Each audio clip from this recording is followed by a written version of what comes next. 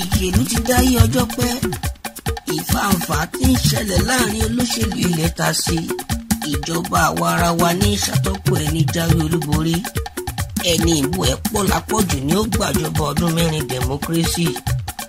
Ìgbìmọ̀ àpapọ̀ Yorùbá lágbàáyé ló fi iṣẹ́ ìwé kíké rán mi. Yorùbá Student Council of Nigeria ló ní ìdèwì ilẹ̀. Nítorí òpómúlérò olóṣèlú tí kì í kọyán ọmọ Oòduà kéré. Nítorí olórí pípé olóṣèlú tí ń ran mẹ̀kúnnù lọ́wọ́ gidigidi ní bàbá àṣàlẹ̀ fọlọ́ṣèlú tó kójú òṣùwọ̀n.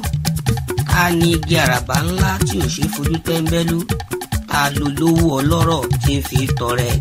Ẹni iwájú làṣíwájú Ahmed ọmọ Tinubu. Ẹni tó tọ́ sípò ààrẹ lọ́kọ Olúrẹ̀mí. Àgbájọwọ́ ìkànnì mọ́lé. Àgbájọwọ́ ìràdé ìjàdùn afárá oyin. Pẹ̀lú àtìlẹ́yìn ọba wa onírìṣà.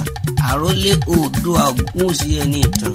Ọ̀jájádé second. Gbogbo àwa ìgbìmọ̀ Yorùbá àpapọ̀ àgbáyé. Akẹ́kọ̀ọ́ Yorùbá jákèjádò ìpínlẹ̀.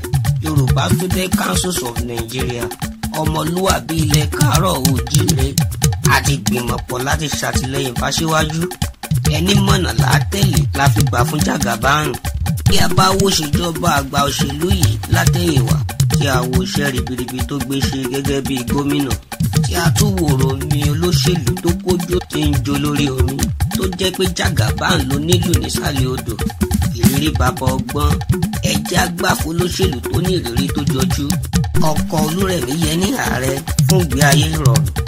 Ẹjẹ́ agbá fún ẹni Èdùmàrè gbà fún káyé lè rójú. Àwa ti tẹ̀lé Jagaban káyé jádùn nígbẹ̀yìn.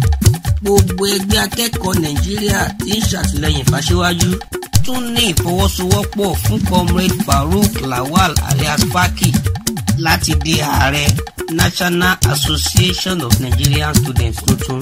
Ààrẹ ìlọ́mọlúàbí ènìyàn la fi ń fẹ́ lólórí. Ajàfẹ́tọ̀ akẹ́kọ̀ọ́ ní Faki ń ṣe ló fi yẹ nípò. Faki for president lẹ́ni àwa ń fẹ́ tí a gbójúlé. Comrade Farouk kójú òṣùwọ̀n tẹ̀gàn nílẹ̀. Ìgbìmọ̀ Yorùbá lápapọ̀ àgbáyé ṣàtìlẹ́yìn fáṣíwájú kójú lórí. Ọ̀kọ̀ Olúrẹ̀mí làwa yàn láàyò lẹ́ni tiwa.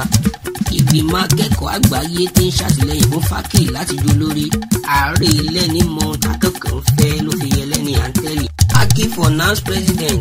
Tinubu for Nigeria president ló gba ẹnu ọmọ Odùduwà kan. Àwa ti lẹ́ni àǹtẹ̀lì ká lè jáde nígbẹ̀yìn.